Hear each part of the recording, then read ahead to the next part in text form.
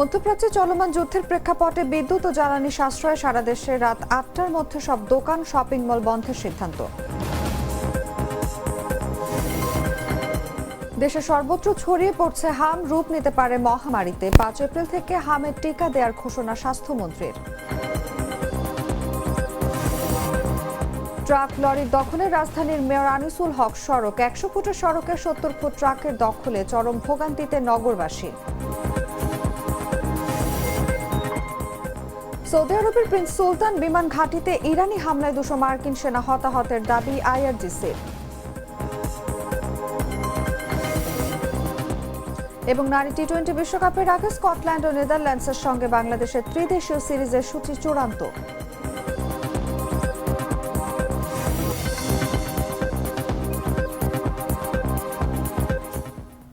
এতক্ষণ শুনছিলেন সংবাদ শিরোনাম। দর্শক, আমন্ত্রণ দুপুর ৩টার সংবাদে। সঙ্গে আছি আমি অনুভা বিশ্বাস।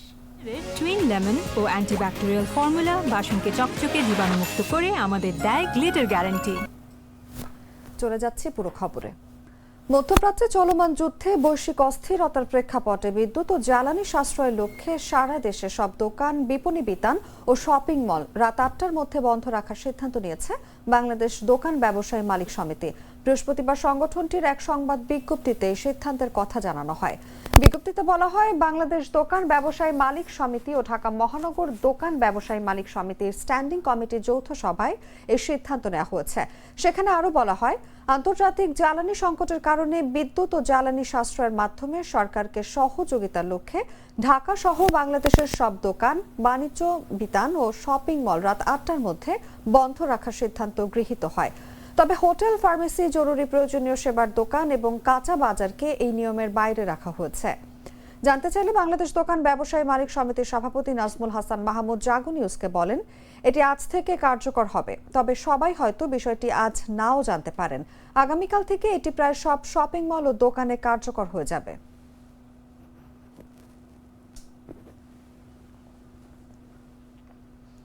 দেশে ক্রমে সর্বত্র ছড়িয়ে পড়ছে মিসেলস বা হাম। টিকার স্বাভাবিক সময়ের আগেই শিশুদের আক্রান্ত হওয়া এবং দ্রুত সংক্রমণের ঘটনায় পরিস্থিতি সামাল দিতে হিমশিম খাচ্ছে কর্তৃপক্ষ।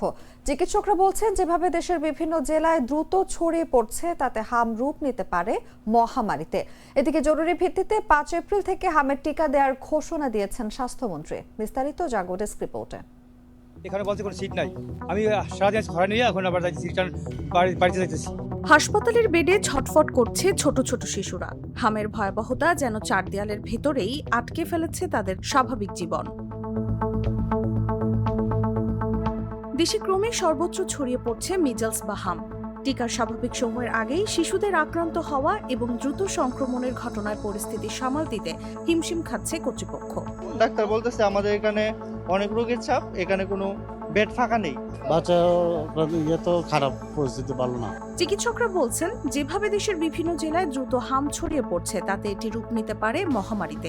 যেভাবে আর কি প্রতিটা জেলায় শিশুরা আক্রান্ত হচ্ছে এবং যত দ্রুত ছড়াচ্ছে, সেক্ষেত্রে অন্যান্য ভাইরাসের ক্ষেত্রে আমরা বলেছি যে এটা আসলে ১ থেকে ৩ জনকে ছড়াতে পারে, কিন্তু মিজেলসের ক্ষেত্রে এটা ১৫ থেকে ১৮ জনকে এটা ছড়াতে পারে। সেক্ষেত্রে আমরা হয়তো খুব শীঘ্রই দেখব যে এটা মানে এখন তো ৭টা থেকে 10টা জেলায় হয়তো ছড়িয়েছে, সেক্ষেত্রে হয়তো দেখবো যে বাংলাদেশের প্রতিটা জেলাতেই হয়তো এটা খুব দ্রুত ছড়িয়ে পড়েছে। হামের এই ভয়াবহতা মহামারীতে রূপ নিতে পারে। আমি আগেই বলেছি, আসলে এই যে হামটা হাইলি কন্টাজিয়াস, এটা একটা শিশু থেকে এটা ১৫ থেকে ১৮ জন শিশুতে আক্রান্ত হতে পারে।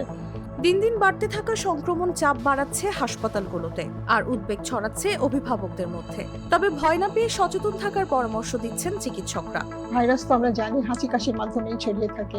তো সেক্ষেত্রে আমরা যদি সংক্রমিত যেই বাচ্চাটা, তাকে যদি আমরা একটা আলাদা রুমে রাখতে পারি এবং যিনি কেয়ার গিভার আছেন তিনি যদি একটু মাস্ক ব্যবহার করেন এবং তিনি ওই বাচ্চাটাকে পরিচর্যা করার পরই যদি হাত মুখ পরিষ্কার করে ফেলেন সাথে সাথে।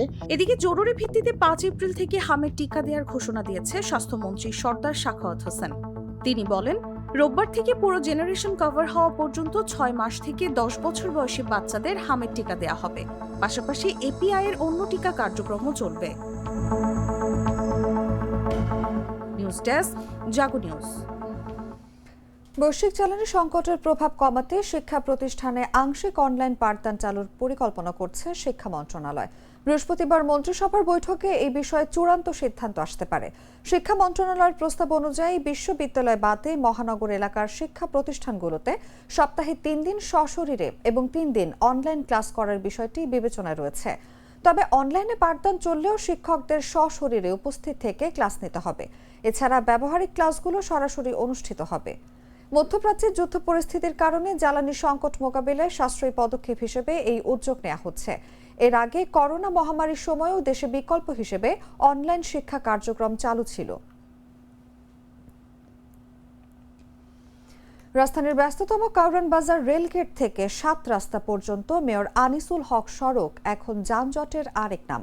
প্রায় 100 ফুট প্রশস্ত সড়কের অধিকাংশই দখল করে রেখেছে ট্রাক, পিকআপ ও কাভার্ড ভ্যান। 4 লেন জুড়ে স্থায়ীভাবে দাঁড়িয়ে থাকে এসব যানবাহনে প্রতিদিন চরম ভোগান্তিতে পড়ছেন হাজারো যাত্রী। থমকে যাচ্ছে নগর জীবনের গতি। ফারহান আহমেদ কাউসারের রিপোর্টে বিস্তারিত। রাজধানীর অন্যতম ব্যস্ত সড়ক কারওয়ান বাজার রেলগেট থেকে 7 রাস্তা, নাম তার মেয়র আনিসুল হক সড়ক। কিন্তু বাস্তবতা যেন উল্টো এক গল্প। প্রায় 100 ফুট প্রশস্ত এই সড়কের অন্তত 70 ফুটই এখন ট্রাক, পিকআপ ও কাভার্ড ভ্যানের দখলে। দিনের পর দিন 4 লেন জুড়ে এসব ভারী যানবাহন দাঁড়িয়ে থাকায় প্রতিদিনই সৃষ্টি হচ্ছে তীব্র যানজট। ভোগান্তিতে পড়ছেন হাজারো যাত্রী। শুধু এই সড়ক নয়, 7 রাস্তা থেকে বেগুনবাড়ি, ঢাকা পলিটেকনিক ইনস্টিটিউট সংলগ্ন এলাকা, পুরো তেজগাঁও শিল্পাঞ্চল জুড়ে একই চিত্র। কিলোমিটার জুড়ে কার্যত গড়ে উঠেছে অনিয়ন্ত্রিত ট্রাক স্ট্যান্ড। ট্রাক স্ট্যান্ডে কিন্তু যাইতে হলে পুরো ট্রাকে একটা গাড়ি আইলে একটা গাড়ি যাওয়া যায় না, পুরো রাস্তা জাম হয়ে যায়। ট্রাকের লেগে পুরো রাস্তা ফিল আপ। এত বড় রাস্তা কিন্তু 2টা গাড়ি যাইতে পারে না একসাথে। 2015 সালে নির্বাচিত হওয়ার পর প্রয়াত মেয়র আনিসুল হক এই সড়ক থেকে অবৈধ ট্রাক স্ট্যান্ড উচ্ছেদ করে এটিকে যানজট মুক্ত করেছিলেন। সংস্কার হয়েছিল ফুটপাথ, দেওয়াল আঁকা হয়েছিল আলপনা। একসময় এই সড়ক ছিল রাজধানীর উদাহরণ। কিন্তু 2017 সালে তার মৃত্যুর পর পরিস্থিতি আবারও পাল্টে যায়। নামকরণ থাকলেও শৃঙ্খলা হারায় সড়কটি। ঢাকা উত্তর সিটি কর্পোরেশন একাধিকবার উচ্ছেদ অভিযান চালালেও তা স্থায়ী সমাধান দিতে পারেনি। সাধারণত দেখা যায় আমরা হাঁটা চলার জন্য ফুটপাথ ব্যবহার করি। এখন এখানে দেখা যাচ্ছে যে অতিরিক্ত ট্রাক রাখার কারণে ফুটপাথের রাস্তা একদমই কমে গেছে। মানুষ সাধারণত এই দিকটা হাঁটার মতো পরিস্থিতি নাই, তার জন্য মানুষ মূল রাস্তা ব্যবহার করে, যার ফলে বিভিন্ন রকম অ্যাক্সিডেন্ট হইতে পারে। তারপরে রাত্রে অনেক সময় দেখা যায় কি মেয়েরা যাইতে পারে না, অনেক দুর্ঘটনার সৃষ্টি হইতে পারে। দেখা যায় ছেলেদের ক্ষেত্রেও সেম, যে অনেক রকম সমস্যার সৃষ্টি হইতে পারে। শিল্পাঞ্চল এবং দেশের অন্যতম বৃহৎ পাইকারি বাজার কারওয়ান বাজারের কাছাকাছি হওয়ায় দীর্ঘদিন ধরে দেশের বিভিন্ন প্রান্ত থেকে এখানে আসছে ভারী যানবাহন। কিন্তু এসব যানবাহনের জন্য নির্দিষ্ট কোনো টার্মিনাল না থাকায় কারওয়ান বাজার লেভেল ক্রসিং থেকে 7 রাস্তা, বেগুনবাড়ি ও আশেপাশে সড়ক দখল করে গাড়ি রাখা হচ্ছে। আমাদের তো অনেক ধরনের অনেক সময় সমস্যা হয়ে থাকে, যেরকম রোডে জাম লাগিয়ে থাকে। আপনি মনে করেন এই যে দুই পাশে ট্রাক রাইখা রোড জাম হয়, এই জন্যই তো জাম। আমাদের যাইতে তো অনেক সময় কষ্ট হয়। দুই পাশে ট্রাক, এই ট্রাকের জন্যই জাম লাগিয়ে যায় জায়গাটা, এই রাস্তাটায়। সমাধান তো আমরা অবশ্যই চাই, কারণ ফুটপাথটা তৈরি করা হয়েছে মানুষের, সাধারণ জনগণের হাঁটা চলার জন্য। তো এই ক্ষেত্রে সমাধান হলে আমাদের সবারই জন্য ভালো, যে রাস্তাঘাটে মানুষ এই মূল রাস্তায় হাঁটাচলা করবে না, পাশাপাশি দেখা গেলেও মানুষ এই ফুটপাথটা ব্যবহার করলে সেফ থাকতে পারবে। বিশেষজ্ঞরা বলছেন, নির্দিষ্ট ট্রাক টার্মিনাল না থাকায় এই সংকটের মূল কারণ।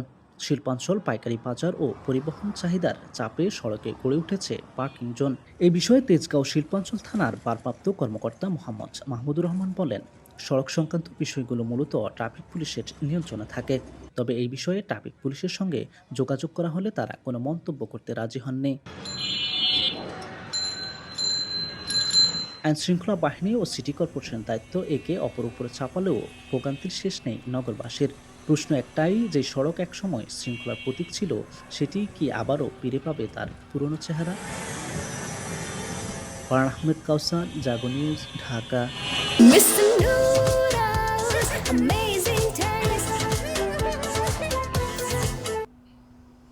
জুলাই সনদ আদেশ ও সংবিধান সংস্কার পরিষদের দাবি আদায় রাজপথে আন্দোলনের আভাস দিয়েছেন জামায়াত ইসলামীর আমির ও বিরোধী দলীয় নেতা ডাক্তার শফিকুর রহমান। বুধবার জাতীয় সংসদের অধিবেশন থেকে ওয়াকআউট করে বাইরে এসে সাংবাদিকদের তিনি এমন আভাস দেন। তিনি বলেন, জনগণকে সঙ্গে নিয়েই আন্দোলন করবেন তারা। 11 দল দ্রুতই একত্রে বসে সিদ্ধান্তগুলো নেবে বলেও জানান তিনি। আমরা চেয়েছিলাম আন্তরিকভাবে এখানেই হাউজের ভিতরেই তার সমাধান হোক। হাউজের ভিতরে সমাধান হলে জনগণ আনন্দিত হতো।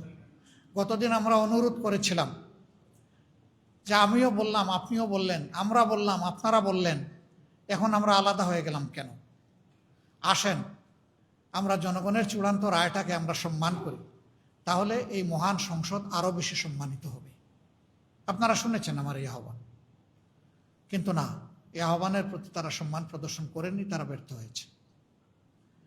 এখন প্রধানমন্ত্রী জনপ্রশাসন বিষয়ক উপদেষ্টা মোহাম্মদ ইসমাইল জবিউল্লাহ বলেছেন, বিশ্বের এই যুদ্ধ পরিস্থিতিতেও বর্তমানে দেশে জ্বালানি তেলের দাম বাড়ানো হবে না। তেল নিয়ে আতঙ্কিত হওয়ার কোনো কারণ নেই। দেশে পর্যাপ্ত তেলের মজুত রয়েছে, পাইপলাইনে তেল আসছে। তবে তেল নিয়ে কেউ কারসাজি করলে কোনো অবস্থায় তাকে ছাড় দেওয়া হবে না। বৃহস্পতিবার দুপুরে ফরিদপুরের ভাঙ্গা উপজেলার ঘাড়ুয়া ইউনিয়নের রশিদপুরা দাখিল মাদ্রাসা মাঠে নদী পুনর্খননের উদ্বোধন অনুষ্ঠানে প্রধান অতিথির বক্তব্যে তিনি এসব কথা বলেন। এ সময় তিনি বলেন, একটি কৃত্রিম সংকট তৈরির চেষ্টা করা হচ্ছে। এপ্রিল মাসেও তেলের দাম বৃদ্ধি করা হবে না। এটা শুধু বাংলাদেশের ব্যাপার নয়, বিশ্বব্যাপী জ্বালানি তেলের সংকট সৃষ্টি হয়েছে। তবে অবৈধ মজুতকারীদের শক্ত হাতে দমন করা হবে।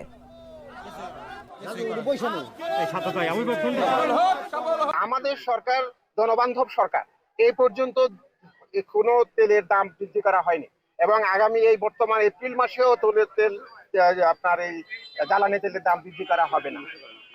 আমরা প্রচুর আমাদের কাছে মজুদ আছে এবং আমাদের পাইপলাইনে এখন অনেক তেল আসছে। অতএব আমাদের মনে করব যে সবাইকে আমরা মনে করি যে কোনো ধরনের আতঙ্কিত হওয়ার কোনো কারণ নেই। এবং এটা যেন আপনারাও বলি, আমরা স্থানীয় প্রশাসনকেও বলছি যে কোন ধরনের মজুদদারি এই সংকট, আর্টিফিশিয়াল সংকট সৃষ্টি করে জনগণের ভোগান্তি সৃষ্টি করার জন্য যদি কোনো চেষ্টা অপচেষ্টা কেউ করে, সেটা যেন কঠোর হাতে ওনারা দমন করেন। আমরা দেখেছি এটা আমাদের নেতা জনাব তারেক রহমানের নির্দেশ। এটা আর্টিফিশিয়াল একটা কৃত্রিম সংকট সৃষ্টি করার চেষ্টা হচ্ছে, এটা আমরা বলতে পারি। অর্থাৎ আমরা জনবান্ধব সরকার, আমরা প্রয়োজনে আমরা ভর্তুকি দিয়ে হলেও আমরা এটাকে চালিয়ে যাচ্ছি এবং ইনশাআল্লাহ আমরা চেষ্টা করবো যেন সামনের দিকে জনগণের জন্য কোনো সমস্যা না হয়। বাংলা সালের হিসাবে এখন চৈত্র মাসের মাঝামাঝি। এ সময় সাধারণত কাঠফাটা রোদের আবহ থাকে, কিন্তু পঞ্চগড়ে চৈত্রের আকাশ আকস্মিক ঘন কুয়াশায় ঢেকে আছে। বৃহস্পতিবার ভোরের দিকে এমন দৃশ্য দেখা গেছে পঞ্চগড়ে। সকাল ৮টা পর্যন্ত ঘন কুয়াশায় ঢেকেছিল গোটা এলাকা। প্রকৃতির এমন পরিবর্তিত রূপকে জলবায়ু পরিবর্তনের প্রভাব বলছেন পরিবেশ বিষয়ক অভিজ্ঞজনেরা।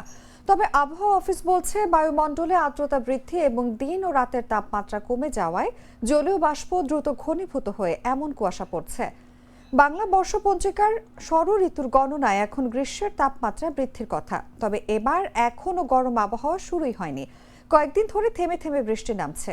বৃষ্টি না থাকলেও মেঘলা আকাশের সঙ্গে হালকা শীতের রেশ যেন রয়েই গেছে। তবে বৃহস্পতিবার ভোরে আকস্মিক ঘন কুয়াশায় বেশ কৌতূহলী স্থানীয়রা। সকাল ৮টা পর্যন্ত তেঁতুলিয়া সহ জেলার বিভিন্ন এলাকায় কুয়াশা দেখা গেছে। ঘন কুয়াশায় ঢেকেছিল রাস্তাঘাট, মাঠ, ফসলি জমি ও গাছপালা। কৃষি জমির ঘাসের ডগায় দেখা গেছে বিন্দু বিন্দু শিশির কণা।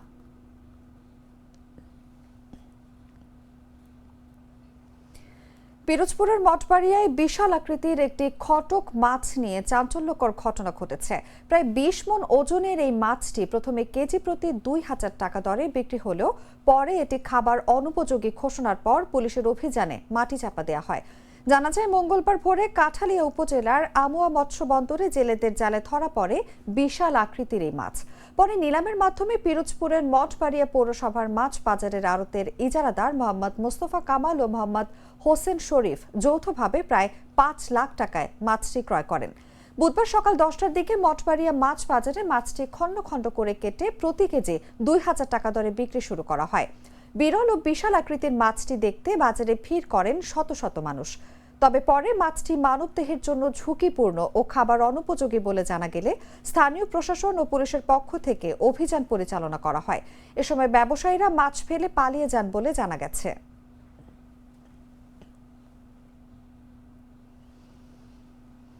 এদিকে পিরোজপুরের ভান্ডারিয়ায় অবৈধভাবে মজুদ ২,৩২০ লিটার ডিজেল জব্দ করা হয়েছে। বুধবার গভীর রাতে গোয়েন্দা তথ্যের ভিত্তিতে বিকেলে উপজেলার উত্তর শিয়ালকাঠি ফকির বাড়ির মোড় এলাকায় তানভীর এন্টারপ্রাইজের একটি গুদাম ঘর থেকে ৯৫০ লিটার ও একই গ্রামের বাঞ্চার খাল সংলগ্ন সিদ্দিক মিয়ার বাড়ির উঠান থেকে ১৩৭০ লিটার তেল উদ্ধার করে জব্দ করা হয়। এ সময় উপজেলা নির্বাহী কর্মকর্তা উজ্জ্বল হালদার এবং ভান্ডারিয়া থানার ভারপ্রাপ্ত কর্মকর্তা দেওয়ান জগলুল হাসান উপস্থিত ছিলেন। পুলিশ জানায়, গোপন সংবাদের ভিত্তিতে বুধবার গভীর রাতে একটি বিশেষ অভিযান পরিচালনা করা হয়। অভিযানে তানভীর এন্টারপ্রাইজের গুদামে তল্লাশি চালিয়ে অবৈধভাবে মজুত রাখা ডিজেল জব্দ করা হয়। এ সময় প্রতিষ্ঠানের মালিক সিদ্দিক হাওলাদার জব্দকৃত তেলের কোনো বৈধ কাগজপত্র দেখাতে না পারায় তা জব্দ করা হয় ও ভ্রাম্যমাণ আদালতের মাধ্যমে ৫,০০০ টাকা জরিমানা করা হয়।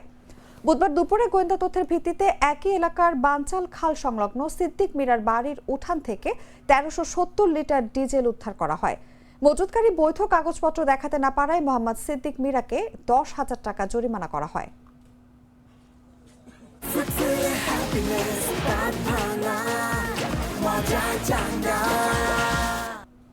জানাবো আন্তর্জাতিক সংবাদ।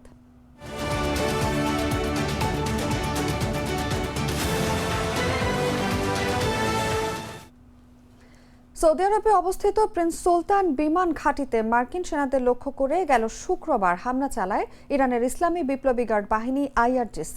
এই হামলায় ২০০ মার্কিন সেনা হতাহত হয়েছে বলে বুধবার সংবাদ প্রকাশ করেছে ইরানের বার্তা সংস্থা তাসনিম নিউজ এজেন্সি।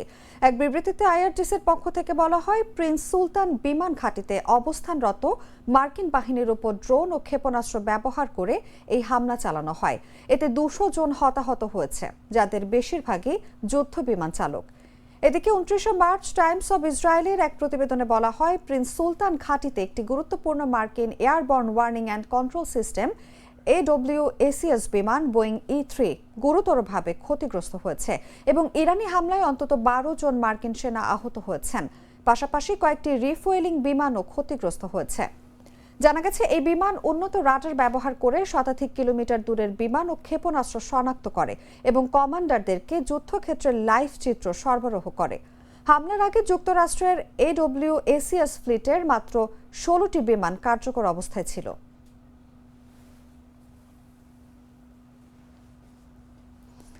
আগামী ২ থেকে ৩ সপ্তাহের মধ্যে যুক্তরাষ্ট্র ইরানে আরও কঠোর হামলা চালাবে বলে ইঙ্গিত দিয়েছেন মার্কিন প্রেসিডেন্ট ডোনাল্ড ট্রাম্প।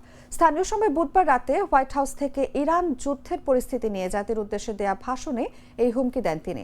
যুক্তরাষ্ট্র ও বিশ্বের নিরাপত্তার জন্য ইরান যুদ্ধ প্রয়োজন ছিল বলে দাবি ট্রাম্পের, আর সেটির ব্যাখ্যা দিতেই তিনি এই ভাষণ দিচ্ছেন বলে জানান। ট্রাম্প বলেন, আগামী ২ থেকে ৩ সপ্তাহে ইরানের ওপর অত্যন্ত কঠোরভাবে আঘাত হানা হবে। তাদের পাথর যুগে ফিরিয়ে নিয়ে যাওয়া হবে, যেখানে তাদের থাকার কথা। একই সঙ্গে তিনি দাবি করেন, ইরানের সঙ্গে আলোচনা চলমান রয়েছে। মার্কিন প্রেসিডেন্ট বলেন, শাসন পরিবর্তন তাদের লক্ষ্য ছিল না, কিন্তু তাদের সব শীর্ষ নেতার মৃত্যুর কারণে বাস্তবে শাসন পরিবর্তন হয়ে গেছে। তারা সবাই মারা গেছেন।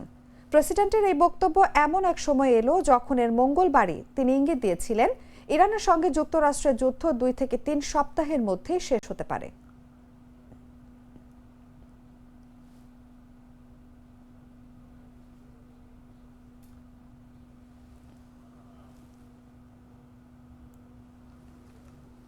সংবাদ শেষ করব খেলার খবর জানিয়ে।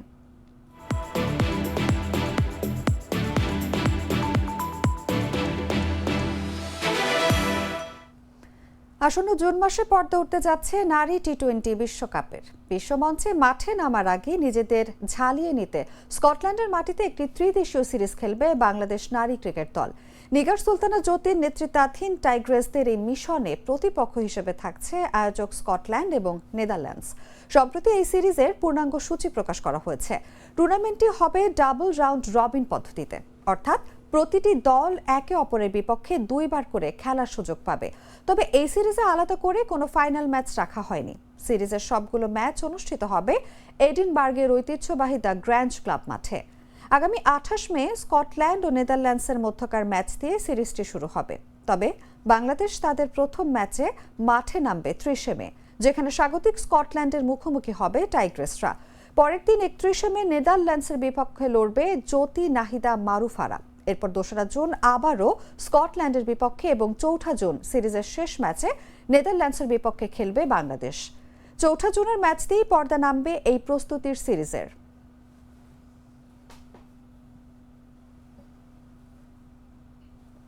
সংবাদ শেষ করার আগে শিরোনামগুলো জানিয়ে দিচ্ছি আরো একবার।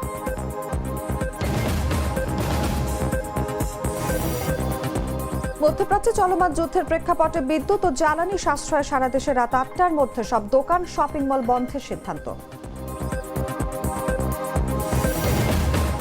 দেশের সর্বত্র ছড়িয়ে পড়ছে হাম, রূপ নিতে পারে মহামারীতে। 5 এপ্রিল থেকে হামের টিকা দেওয়ার ঘোষণা স্বাস্থ্যমন্ত্রীর।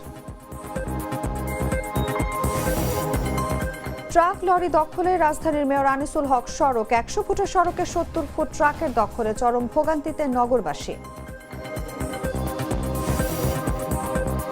সৌদি আরবের প্রিন্স সুলতান বিমান ঘাঁটিতে ইরানি হামলায় 200 মার্কিন সেনা হতাহতের দাবি আইআরজিসির। এবং নারী টি-20 বিশ্বকাপের আগে স্কটল্যান্ড ও নেদারল্যান্ডসের সঙ্গে বাংলাদেশের ত্রিদেশীয় সিরিজের সূচি চূড়ান্ত।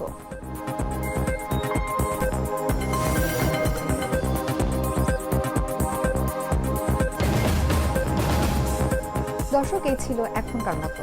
প্রতি মুহূর্তে সর্বশেষ খবর জানতে ভিজিট করুন jagonews24.com। ফলো করুন আমাদের ভেরিফাইড ফেসবুক পেজ এবং সাবস্ক্রাইব করুন জাগো নিউজের ইউটিউব চ্যানেল। ধন্যবাদ সবাইকে।